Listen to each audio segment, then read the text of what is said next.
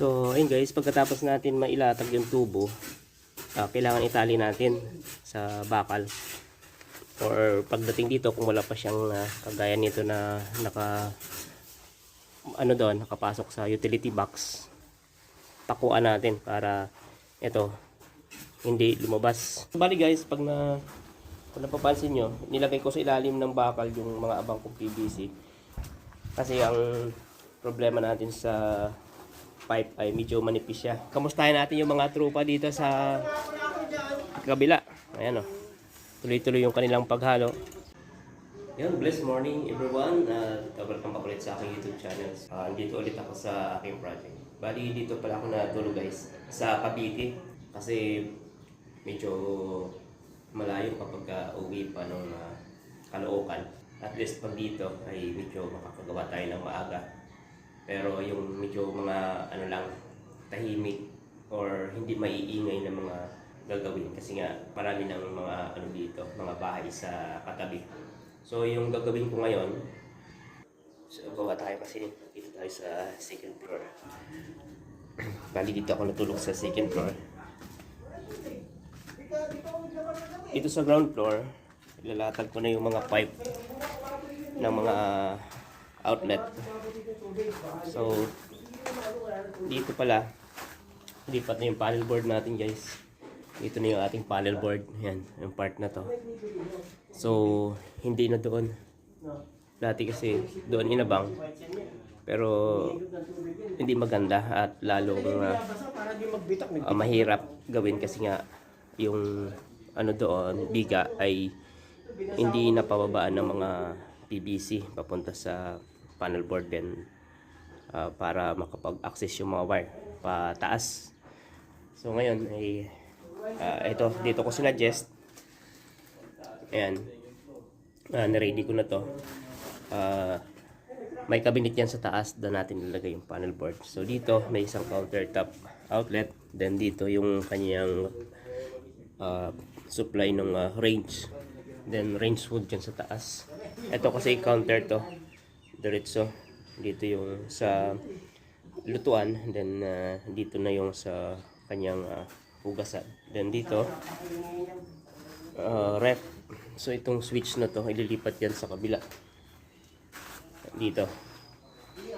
Then ito chiniping ko yan, abang yan, lalagyan ko ng PVC yan papunta dun sa washing machine sa labas kasi ito may buhos na hindi ako makapapunta doon.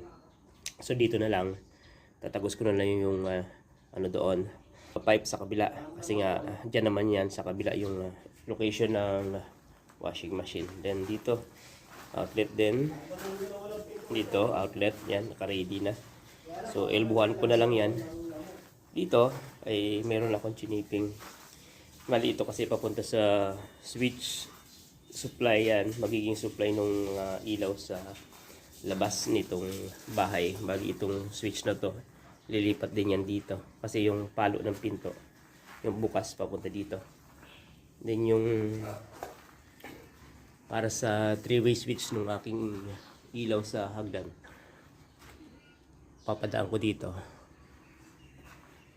Mali, bubutas ko dun siya guys.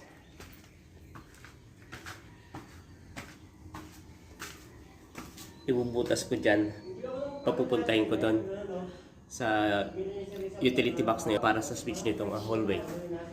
Ayan, dire-diretso doon yung traveler papunta doon kasi may yan tubo yan papunta dito, then papunta dito. So yun yung gagawin kong solusyon para sa traveler nitong 3-way switch ng hagdan. Ayan. At itong problema ko na lang, isa na lang, yung junction box dito wala siyang abang na pipe pababa. Yan na lang yung isang susolusyon ko kung paano ko siya lalagyan ng supply kasi nga walang yan, walang pipe. Okay, so dito gali yung pala doon, magiging supply para sa ilo ng labas. Doon ko yung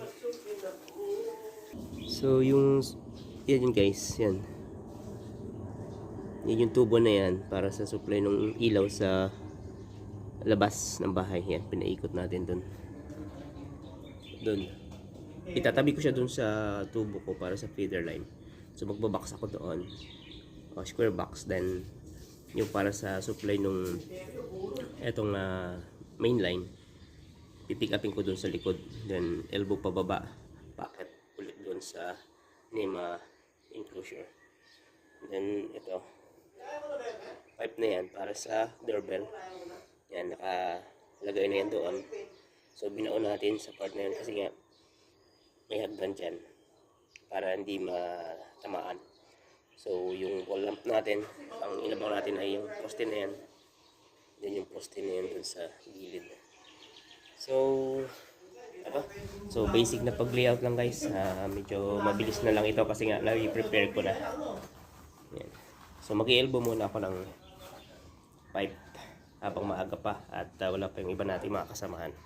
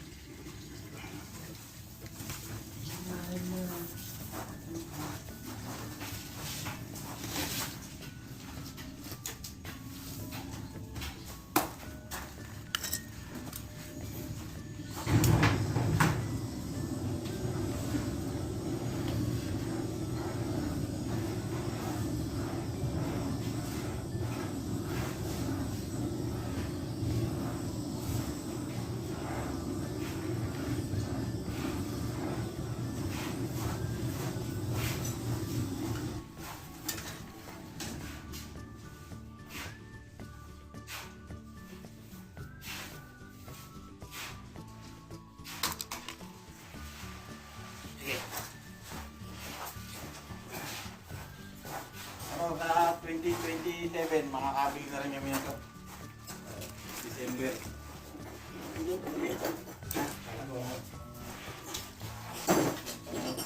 Yan yung 2027, makakapunta na rin kami nito.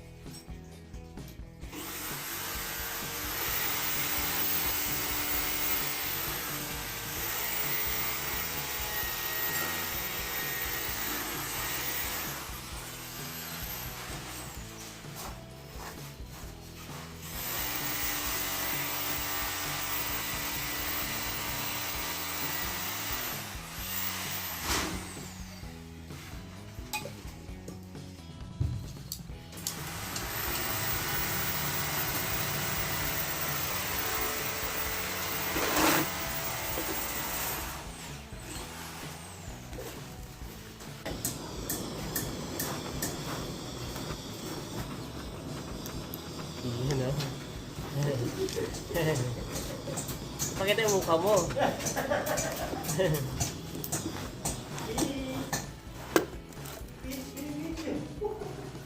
Video.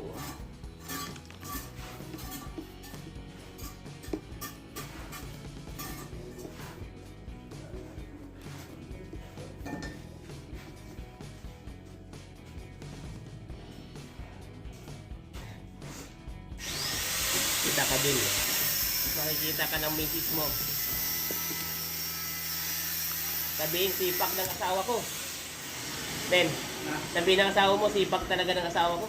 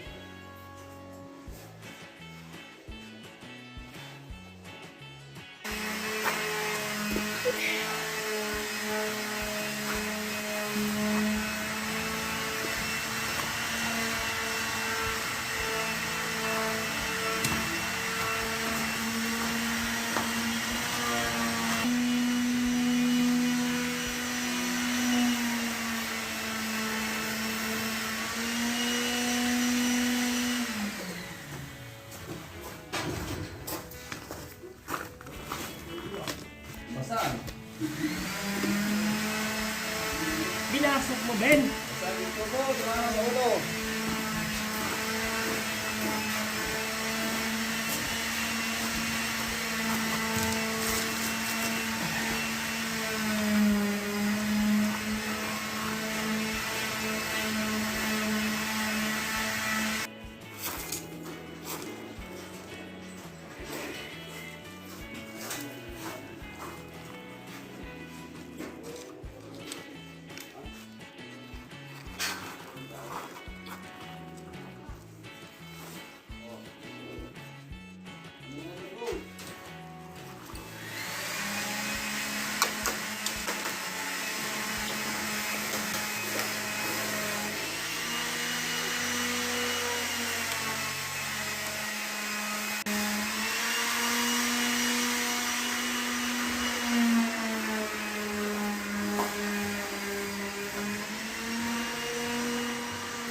Shoutout muna sa ating mga kabarangay. 7.1.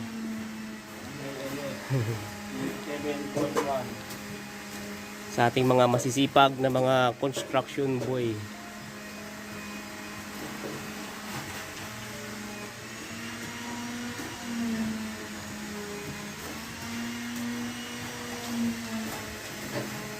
You know.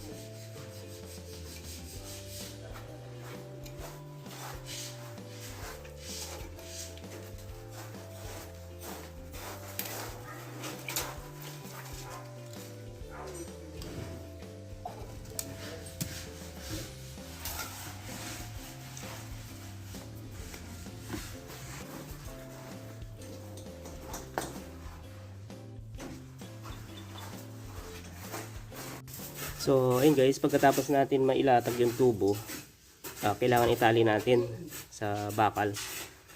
Or pagdating dito, kung wala pa siyang kagaya nito na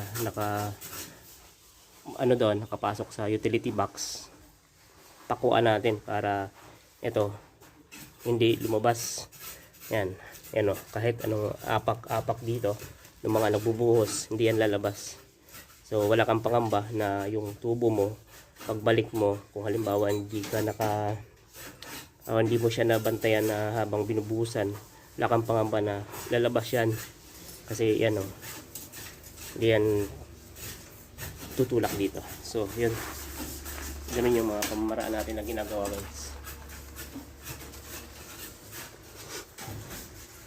So guys, tapos na tayo mag-layout ng ating mga abang dito para sa mga outlet, then mga special outlet sa ground floor. So yung ating para sa panel board dito natin na nailagay, yan. So okay na dito. Yan. Titig-tigin na lang yan pataas. Then ito para sa range. Then yung sa range wood, bubutas natin yan dyan. So itong isa na to, palabas yan. Kasi dito magiging yan, dirty kitchen. Ito sa ref. Ayan. Ayan, nakasulo yung tubo natin sa ref. Then ito naman yung isa, yung tubo na to, yan para sa ating washing machine. Dito kasi yung washing machine niya. Ayan. Then yung para sa mga regular outlet natin dito. So yan. Yung isang tubo na yon, didiretso na lang dito yan kasi walang abang dati. Then ito, ayan, okay na siya. Bali yung supply ng ilaw doon sa labas papunta sa switch, yung sinabi ko doon kahapon, yun. Papagapangin ko na lang yan punta dito sa ano na to, outlet. Padadaanin ko dyan. Then itong tubo na yan, papakit natin dyan punta doon sa switch. So okay na tayo, ready nito para sa buhos. So bali guys, kung napapansin nyo, nilagay ko sa ilalim ng bakal yung mga abang kong PVC. Ang purpose ko kasi nyan, para hindi siya maapak-apakan pag halimbawang magbuhos sila. Kasi ang problema natin sa pipe ay medyo manipis siya. So ganun yung ating ginawang pamamaraan.